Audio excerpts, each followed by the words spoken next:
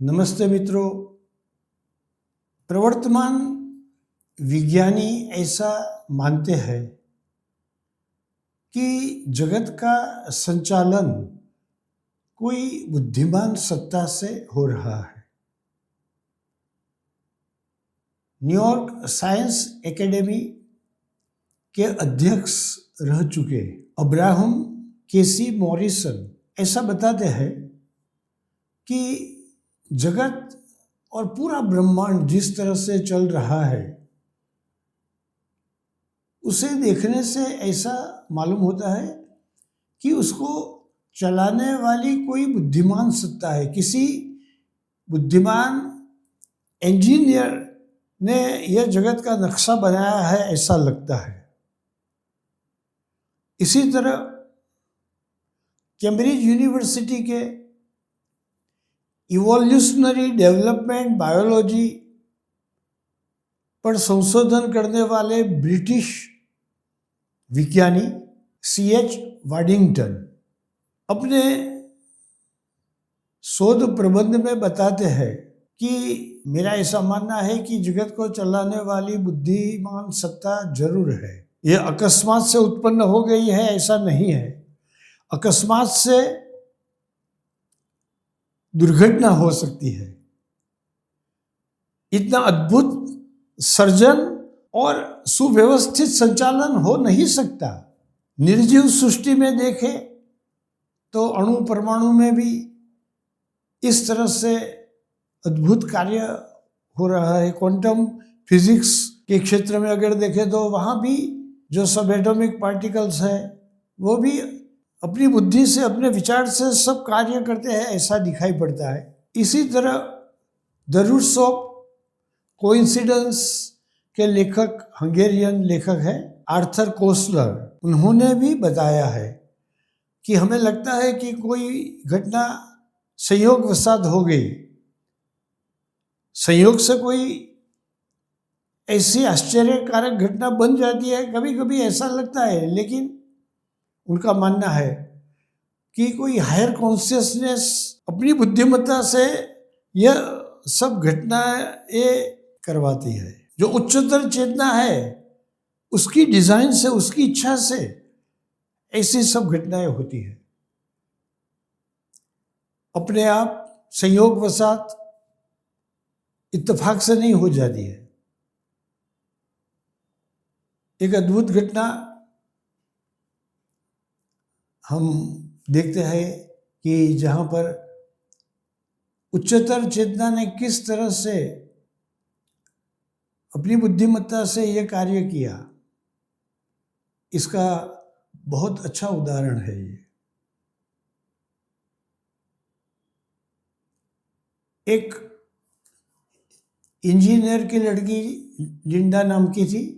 बचपन में चित्रकला का शौक होने के कारण उसने एक पोर्ट्रेट की रचना की। पोर्ट्रेट में उसे एक युवक का फेस, उसका बहुत अद्भुत चित्र उसने दौरा। अपने माता पिता को भी बताया। फिर उस युवक के चेहरे का पोर्ट्रेट उसने एल्बम में रख दिया। बहुत सारे चित्र वो दौड़ती थी और अपने एल्बम में वो रख देती थी। थोड़े समय के बाद वह गंभीर रूप से बीमार हुई। जब उसका कारण शोधने के लिए सब इन्वेस्टिगेशन हुआ, मेडिकल रिपोर्ट करवाई, तो मालूम हुआ कि उसे मैलिग्नेंट ब्रेन ट्यूमर है।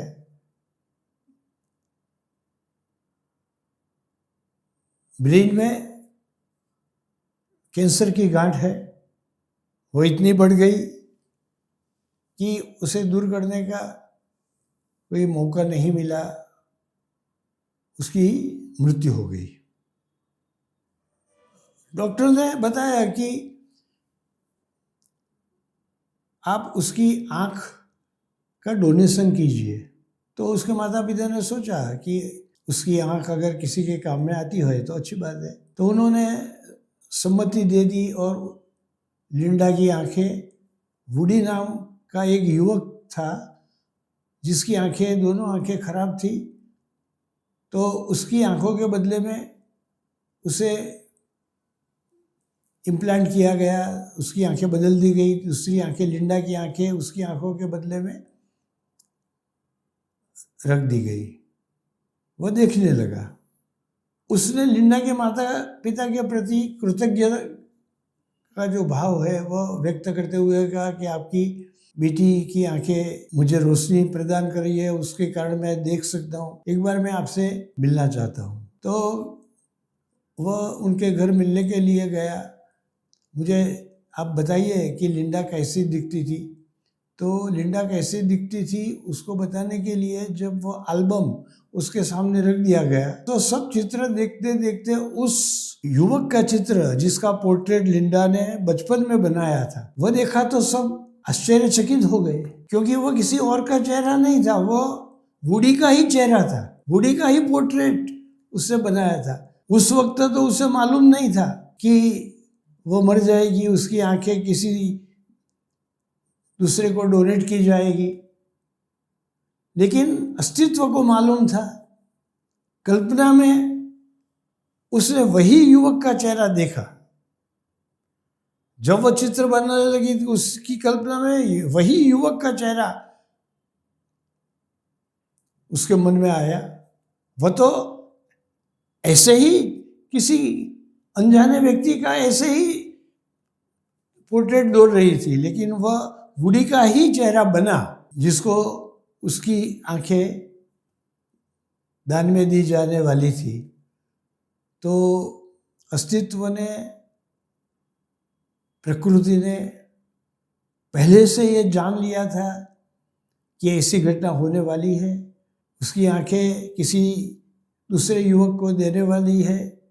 तो जब उसकी आंखें उसको दी गई तब यह सब मालूम हुआ कि प्रकृति ने भी कैसा अद्भुत चमत्कार कर दिया गया।